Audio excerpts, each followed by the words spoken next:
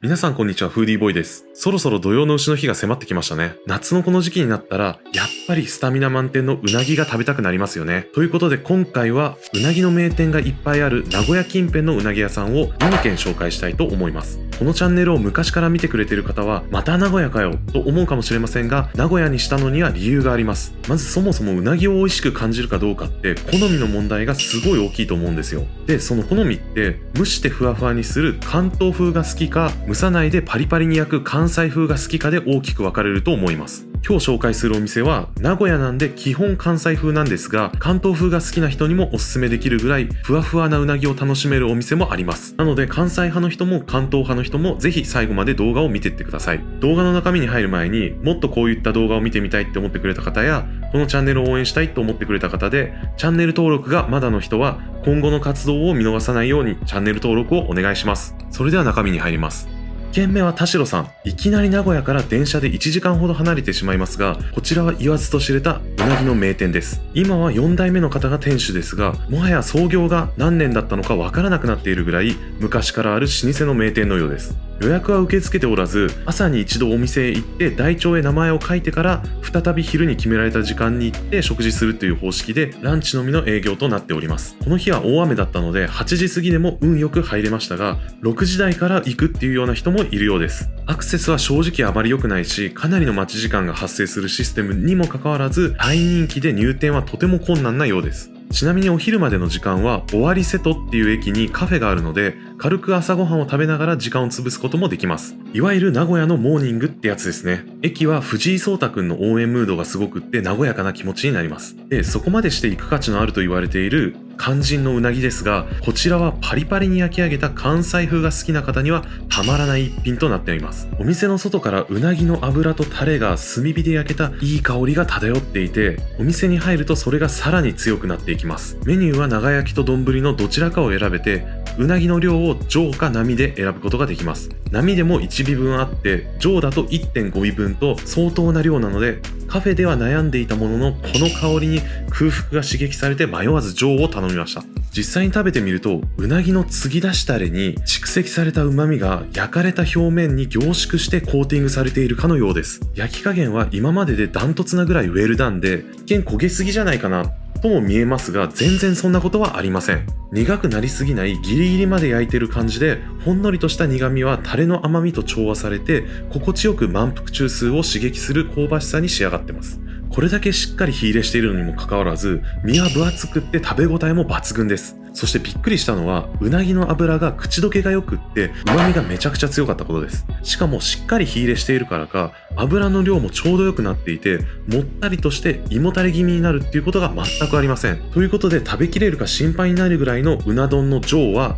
あっという間に食べきれて大満足でした。これだけのために遠くから訪れるっていうのもありかもしれません。2軒目は一匹さん。こちらは名古屋市内の国際センターという場所にあって、田代さんよりももっとアクセスがいいです。ただしこちらも超人気店なので、昼は整理券制度、夜は予約必須となっております。たまたまかもしれませんが、私は当日の夜でも予約が取れてしまいましたので、どちらかというと夜は狙い目かもしれません。こちらはもともと味噌や醤油を作っていた食品メーカーだったそうで、たまり醤油という普通の醤油よりも深みがあって美味しいけど高いというものにこだわっているようです。こちらのお店もパリパリと香ばしく焼き上げた関西風ですが、田代さんよりは焼いていないというような焼き加減でした。なので香ばしさは田代さんほどではありませんが、その代わりに身の食感がふわふわに仕上がってます。そうは言っても一匹さんも普通のうなぎと比べたら十分すぎるぐらい香ばしさはあって、食欲の湧く香りで皮目はパリパリの食感です。また特徴的だなと思ったのは、タレが甘さ控えめで醤油の塩味とコクを感じます。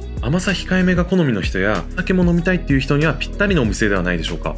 3軒目はうな富士さん。こちらも田代さんと並ぶぐらいの名店です。うな富士さんは以前のこちらの名古屋の動画でも紹介してます。なので今回は詳しい説明は割愛して、田代さんや一匹さんとの違いだけ説明します。詳しい説明が気になる方は概要欄から以前の動画をご覧ください。で、こちらのうな富士さんは田代さんや一匹さんよりもだいぶ関東風のうなぎに近いです。蒸していないので、皮目や表面は関西風らしくパリパリの食感ですが、身のふわふわ度合いが関東風に近いなと思いました。関西と関東のいいとこ取りという感じでしょうか。おそらく弱めの火で油を閉じ込めるようにじっくり焼くことでそれができてるんじゃないかなと思います。ちなみに関東風だと蒸した時に油が落ちますが、こちらは蒸してないので油たっぷりです。油こってりの味が好きな人や関西風と関東風のどっちも好きっていう方はぜひこちらへ行ってみてはいかがでしょうか。ちなみにこちらは予約もできず整理券もないので長時間並ぶ覚悟で行きましょう。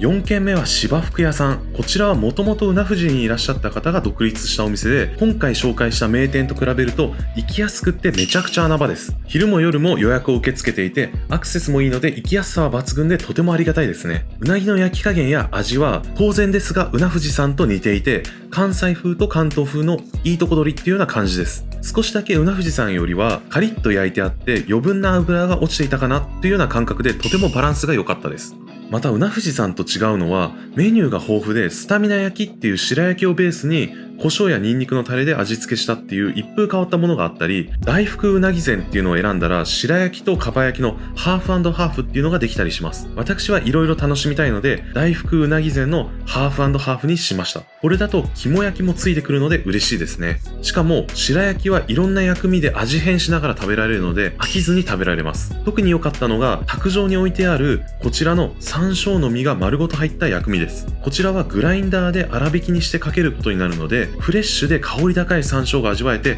とてもいいです。手軽にフラッと最高級のうなぎを食べたいっていう方はぜひこちらに行ってみてはいかがでしょうか。以上が名古屋でおすすめのうなぎ屋さん4選でした。で、結局どこが一番美味しいの？どこが一番おすすめなの？ってまだ思ってる方いると思います。結論から言うと、関西風が好きな人は1軒目の田代さん。早く起きて遠くまで行くのが嫌だとか、確実に行けるお店がいいっていう人は2軒目の一引さんに行くのがいいですね。関西風は苦手で、うなぎはふわふわしてないとダメだろっていう方はうな富士さんがいいでしょう。並びたくないなとかアクセス重視の人は芝福屋さんがいいと思います。ということでどこが一番っていうのはなくって、好みに合わせていくっていうのが僕は一番だと思います。ちなみに関西風のうな丼限定らしいんですが、蓋をして提供するっていうのには理由があって、うなぎとご飯の発する熱と蒸気を閉じ込めて最後に軽く蒸すっていう意味があるみたいです。今回で言うと田代さんとうな富士さんのうな丼がそのスタイルでしたね。美味しそうだな、行ってみたいなと思ってくれた方はぜひ高評価とチャンネル登録をお願いします。美味しいうなぎを食べて蒸し暑い夏を一緒に乗り越えましょう。それではまた。